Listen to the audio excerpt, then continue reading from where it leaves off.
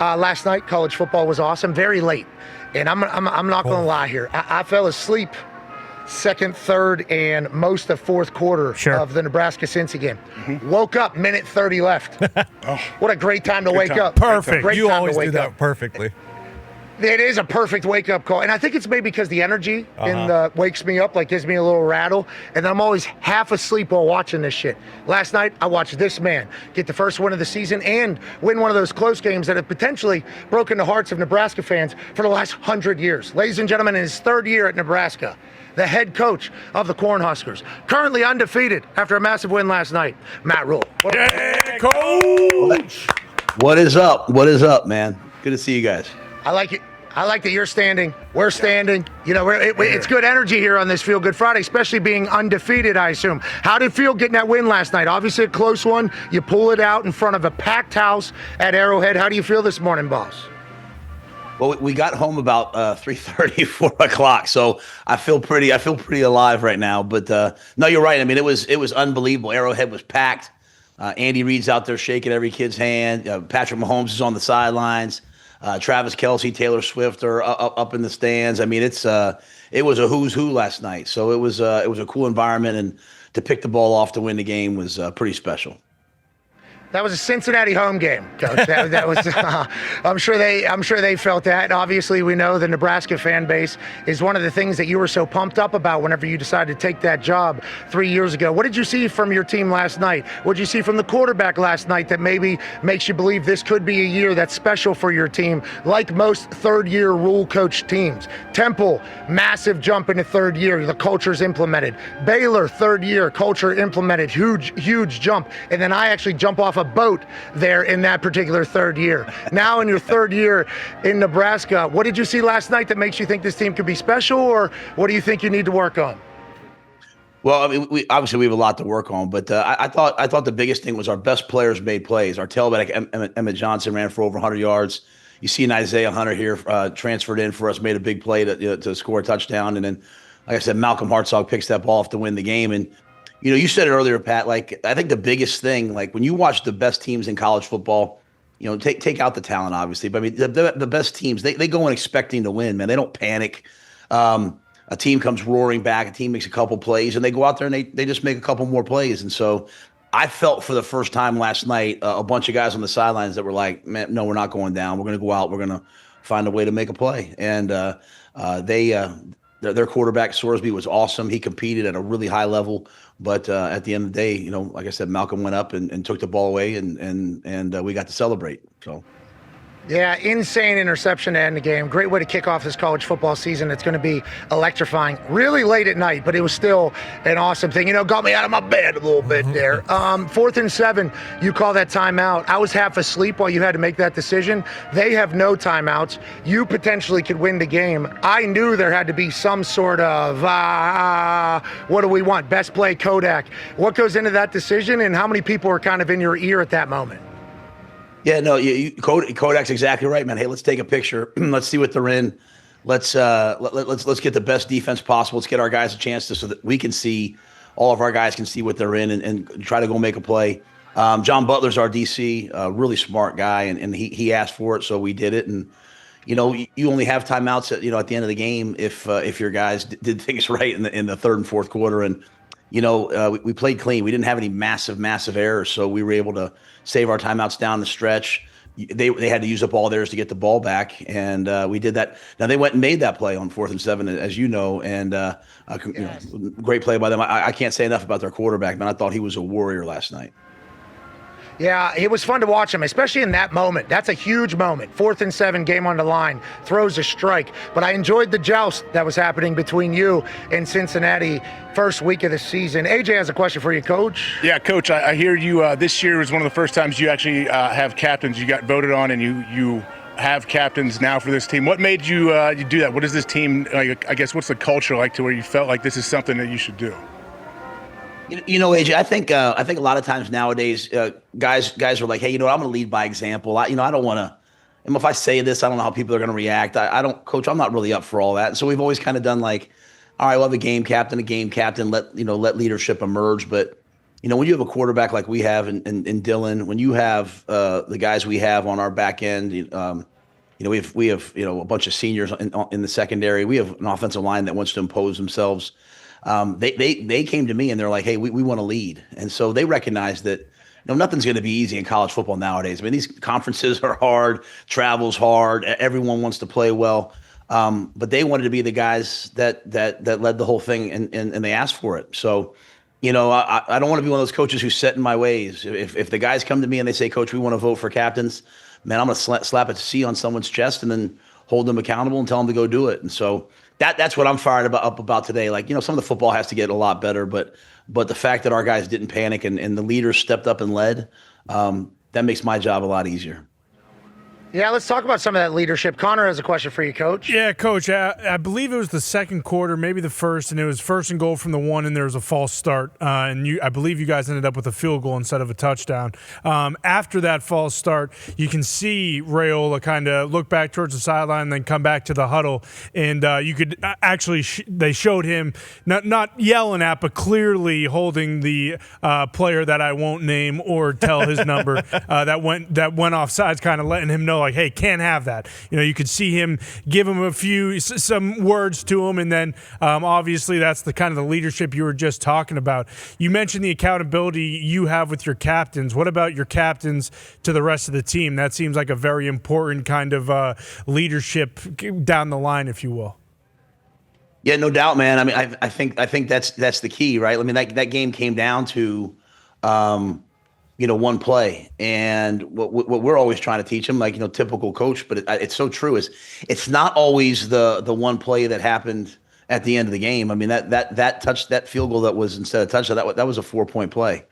And so, we don't want to embarrass people in public. We don't want to embarrass people on camera. I mean, we're not trying to do that. But I mean, as a brotherhood, when we step on that field, like we've got to have a mentality that iron sharpens iron, and we got to hold each other to a high standard. And that's the word that we try to talk a lot about nowadays, is just standards. It's not your feelings. It's what we expect. And so you can't false start on the 1. I mean, we were literally on the 1-inch line. Yeah. And those are the plays that in the past have sent us into like a free fall, right? And so, hey, we dealt with it. We went out, we kicked the field goal, we got off the field, and we reset. And so that's the growth, I think, at Nebraska. But yeah, I mean, we're going to hold each other accountable. We're tough. We're tough, tough-minded. We don't need a soft environment where we're all, walking on eggshells. I love everything about that. Okay, we like that that's happening again. Feels like that's coming back into style. It does. It is coming back. Coach, do you feel that? Do you feel like it's the tough, hard-nosed kind of mentality is coming back into the sport a little bit? I think absolutely so. I think I think we all gravitate towards those people, man. Like, my guys get up in the morning, right? I hear them. They listen to Inky Johnson, the hip hop preacher. They listen to David Goggins, Jock. Like, they want to be that. Like, I think as men, like, we want to go out and we want to do hard things. And so, what we're just trying to do is build a culture where we tell them, like, it's okay to do hard things. Like, people wake up every day and pay like $100 a month to go do CrossFit and to do jump around like ninjas and do all this hard stuff. Like we're going to try to do that in our football program. And so I 100% think it's coming back. And I think it's a good thing. I think, I want my kids, I have 3 kids. I want my kids to grow up not looking at everything in life as a threat. Like, oh my God, I want them to see things as a challenge for them to overcome. And so I want my players to see it the same way. Opportunity there. That is what it's all about. Hearing you old school dudes talk about that, and the thought that it was almost going to disappear for a little bit. And I love the fact that you're like, let me see your algorithms, boys. Let me see the algorithms. What's on the Explore page? I need to see motivation. I need to see fighting. Okay, little golf is fine. Don't know what all this stuff is, boys. Okay, a lot of this seems like you guys need to stop following certain things. Yeah, probably. But I love that you're. Everybody's Explore page kind of looks the same at some point, but I like that you're like listening to what the boys are getting jacked up to. It's how I can learn about them. Now, there was some questions about something that has seemingly been a staple at Nebraska for a long time: the black shirts. Tone has a question for you, Coach. Yeah, Coach. It's no secret that the first 2 years at Nebraska for you, the defense carried your team, and they were unbelievable. And then this year, it felt like everyone was like, oh, we got no worries about the offense. Feels like the offense is going to be good. New OC. But on the defense, also a new offensive coordinator. You lost a couple dogs off the D-line. So there was some questions about the defense that has carried the team. You talked about Sorsby. You made a couple of plays, but it felt like the defense, like you guys looked really good on the defensive side last night. How did you feel about that side? How did it feel for them to close out the game? Yeah, I thought we had some really good moments on defense, and to your point, we lost Ty Robinson, who was, I mean, he didn't get nearly enough credit. The Eagles got themselves an unbelievable player in Ty. And always do. We had the polar bear Nash last year. He's in Tampa Bay. So we had some great ones. There were some stretches in that game. I think it was when Pat was sleeping. So, Pat, I'm glad you slept through this part, brother. Whoa. No, I'm glad because there were some parts of that game where we went 2 straight drives where I don't even think they threw a pass and they went down and scored, and they went tempo. And you're in the Big Ten, you don't see a lot of tempo, and that's not an excuse. That's like that we put on tape that if you go tempo against us, we didn't stop it last night, man. Like they just went play, and some of it was the quarterback dropping back and then just escaping up the middle, and he was running, and so. We made the plays to close it out. We took the ball away twice, which led to the win and led to a touchdown. But man, we got to tackle better. We can't give up 200 yards rushing, especially you get into the Big Ten. You face the teams that we're going to face. So all this football right now is fun, but when it gets to be 40 degrees, when it gets to be 30 degrees, you better be able to stop the run. So we got some work to do this week.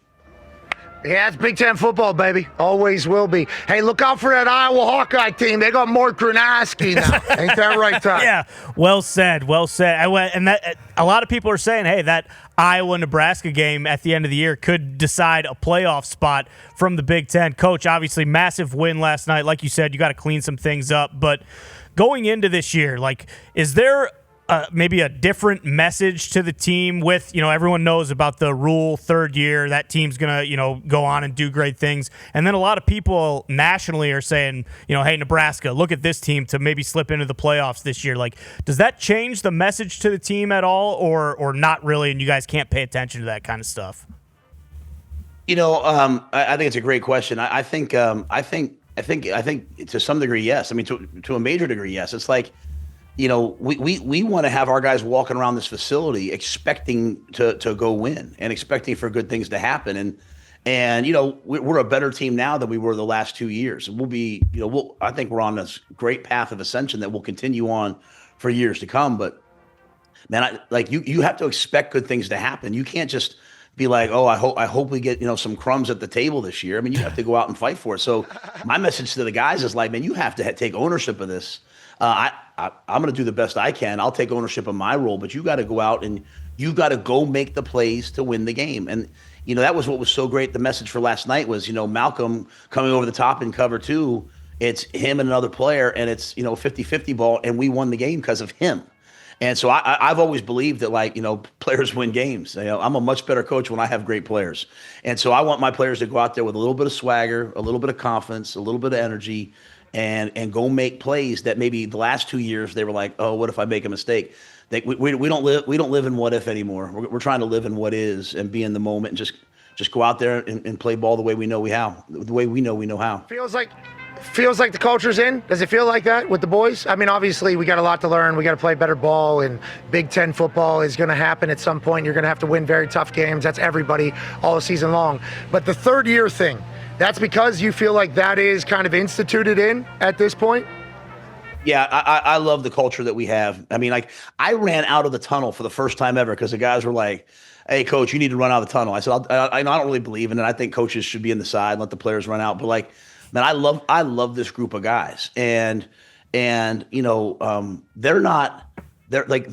a gritty, tough group. They're not entitled. They're not soft. They're tough, and they're tough-minded. And so, I mean, that's, I'm just a former walk-on that's just, trying to make my way in coaching. I'm not one of these, big name guys. Trying to make your way. Yeah. Trying to make your way. Yeah. Just trying to make your way. My way, Pat. I mean, yeah, that's all. Just trying to, Which way's the field? Yeah. But I love them. It's like, you know what? Hey, we're just gonna quietly stand over here to Cornhuskers, and battle our way. But nothing. Like I said, I don't believe anything will be easy in the Big Ten. But I like that as Coach Paterno used to say, this group has moxie. They got toughness. And so, even getting in that locker room last night, I tell our guys all the time, there's no greater feeling in the world. You guys know this. There's no greater feeling in the world than being in the locker room after a big win, and a win like that was pretty dang cool. Hell yeah, especially in Arrowhead. I mean, you talk about being in a legendary place in the history of the game and everything like that. It's a cool way to start the season. And on that note, I'd like to officially announce to the world that we are incredibly lucky that we'll be riding alongside the Nebraska Cornhuskers season this year, catching up with you every single week. We appreciate you agreeing to do that. Yeah! We are very, very, very, very, very pumped about that. Woo! And we love you, man. We're big fans. So we appreciate you doing this. We appreciate you believing that our show could be a potential additive. And also, congrats on all the weight loss. You look remarkable out there. I love that thing you just put. There was a fat picture of me and then a skinny picture of me. Yeah, that's exactly why I said that. That was my first time seeing that graphic, and I said, holy shit, there's the before and the after right there. You look unbelievable, and we're thankful you're doing this, Coach. First of all, I'm grateful. I mean, I think you know this, but I'm a fan of the show when I'm not on. I mean, it's on in this building all the time, and I love the way you guys speak authentically about what's going on in sports, and so I'm so excited to represent Nebraska, but also to represent just football, college football. I mean, I was up this morning reading about the Parsons deal in case I got some questions about that. Man, I want to be a good member of the show. And if I get boring, you can just do a weigh-in and just see if I'm on the fat side or the skinny side. We can just see where I'm at as the season goes on. I like you're coming with ideas. That's a solutions guy. We like that. Ideas. Hey, if it gets bad, just put me on a scale. Everything will work out. It's not going to get bad because you're incredible with us every time you're on. We appreciate you. Congrats on the big win last night. We'll see you next week. Thank you, guys. Hey, whose house? Rules high. See you, brother. Yeah. Have a good one, man. You want this, you got that.